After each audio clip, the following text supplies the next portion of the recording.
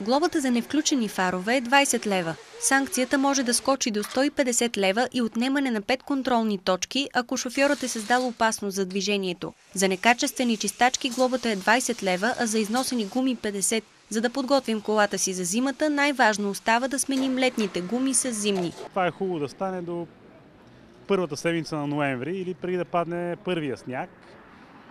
Задължително трябва след това да се провери налягането на гумите, да бъде според предписаното на табелката в колата. След гумите трябва да се погрижим за течностите на колата. Антифриз, течност за чистачки, спирачна течност. Добре е да се сменят и перата на чистачките. Трябва да са изрядни светлините, късите, дългите, стоповете.